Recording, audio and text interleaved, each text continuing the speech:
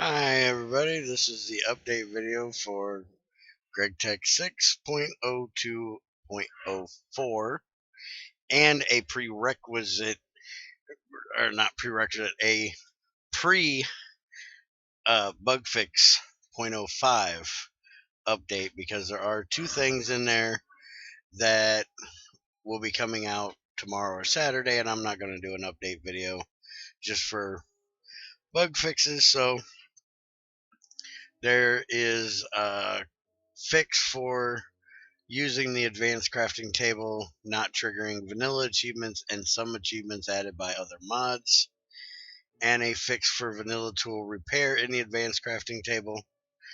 Apparently he doesn't math very well and made a mistake in the way it judges that. Also, I found something that I thought was kind of off that should be in there tomorrow, and that is if you use a neon copper and redstone to make your signalium, you get to use small, where if you use regular copper, it's regular 10 redstone, not small redstone, and the 3 copper for the same amount. To me, it doesn't make sense, so I guess he's going to adjust that. He said something about it technically being okay, but he would fix it. And the reason why we're in here starting out is because I wanted to show you this change first. He changed the texture of plates to now be this texture. You can see with the signalium that the doubles now have a 2, 3, 4, and 5 for up to quintuple. And for some reason, there's no D on the dense one or something to point that the dense one is, denser than the regular one. I personally don't like them. I've already voiced this to Greg. I like the old textures. I never understood why Railcraft textures need to look like somebody drilled holes all the way around my plate. And Joel and Greg both said, they're not holes, they're rivets. And if the plate ain't put on anything, what's it riveted to already? Why does it need rivets in it before it's attached to something? So Joel is extracting the old textures for me, and I'm going to put them into a texture pack, or he's going to put them into a texture pack for me, and I can use the old ones because I like them better. Alright, so to the rest of the changelog here. He fixed an exploit with the cauldrons being filled by pipes. These right here. And then emptied with 1,000 liters of water using a bucket. I tried that and I couldn't get it to take the water out of it. See, I can't get water out of there, so I don't know how you're getting water out of there with a bucket. By increasing the amount to be filled from 250 to 334 liters of water. Maytai, I hope I'm saying it right. If not, you can join the long list of people that I've screwed up their name. Pointed this out in one of my videos, that raw ham was making cooked ham slices and vice versa. So that is the next thing on the changelog, that raw ham now makes raw ham slices and cooked ham makes cooked ham slices. Let's see. Next is a change for the metal plates that I don't like. Next is a very important change for me, and that is this one. to allow these converters to have a limiter in them, so they will not take more than their max EU, so they won't be blowing up on me. So in one of my next few videos, I'll be hooking this back up and trying it again. But that goes for all energy converters, any block, motor, engine, the electromagnets, I guess lasers when they get here, because they're supposed to be coming, quote unquote, soon. Let's see. Oh, next is the tooltips that were added to the advanced crafting table. So now it actually tells you what each different thing can do, except for this one. And the buckets ones don't have a tooltip, but it tells you about the automation slots, the blueprints, and the buttons, what they do.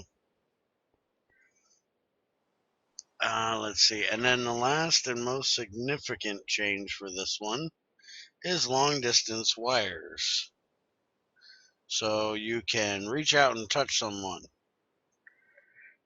You have all of these long distance wires going from EV to UV voltage, and then to go along with them you also have the long distance transformer from EV to UV. Now these just use EV to IV transformers and 4x annealed copper cable, and it looks like it's going to be the same recipe, just the higher version of the transformer. But the thing that's nice about these is there is only a 0.125 EU per meter loss. So you can run them for much, much longer distances without any issue of excessive loss. So it's basically like better than conductive or superconductive wire. Now, the big difference with this wire from regular wire, I guess I should show you the recipe for the wire itself. Basically, you've got curved plates, aluminum, copper, the rubber sheets, which I sure hope there ain't no rivets in your rubber sheets, because you shouldn't be riveting rubber.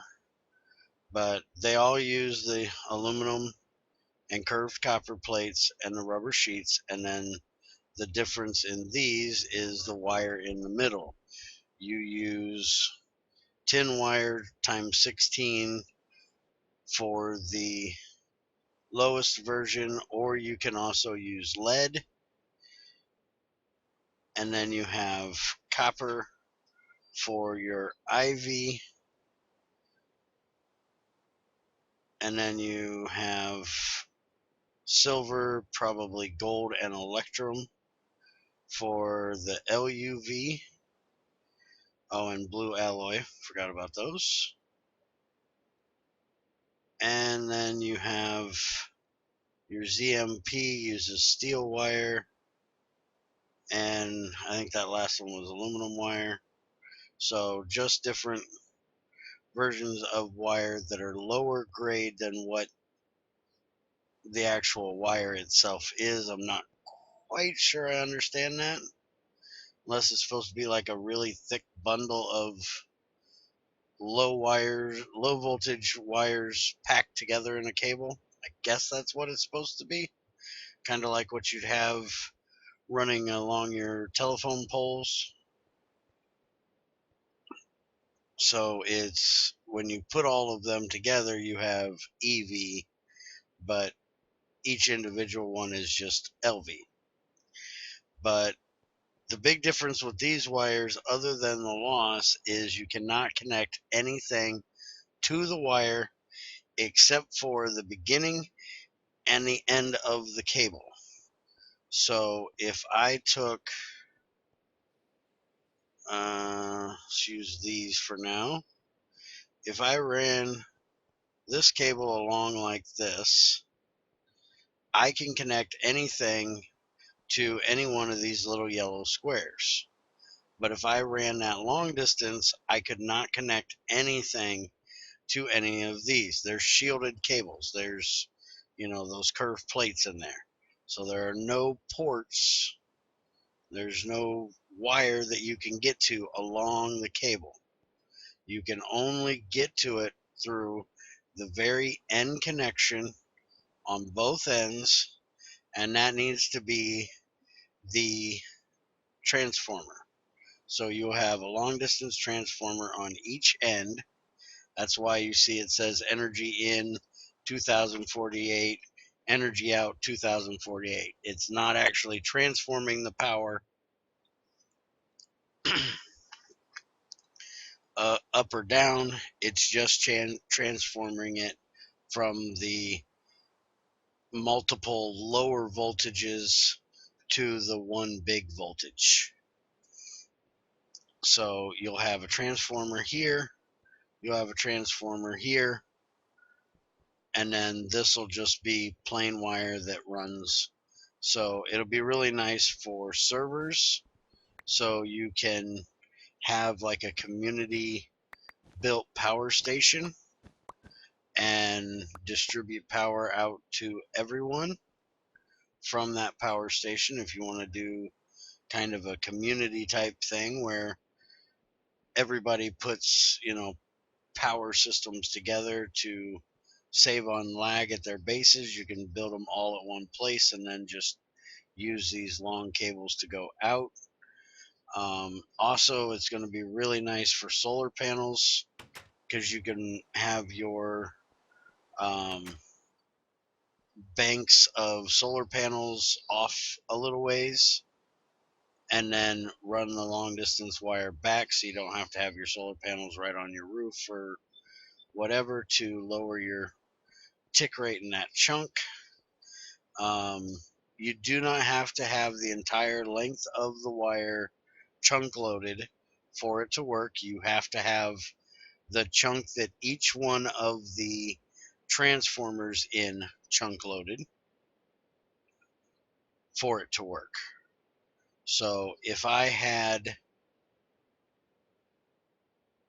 one set up here and the other end over at Axel's base, then I could have his area chunk loaded, which he has chunk loaders, and I have my area chunk loaded, then power would run between us just fine. But if his base was not chunk loaded, which it isn't right now because he's not been on here, then I wouldn't get any power from or be able to send any power to his base because his isn't loaded. I do believe that's everything for the wire. And I know that's everything for the update.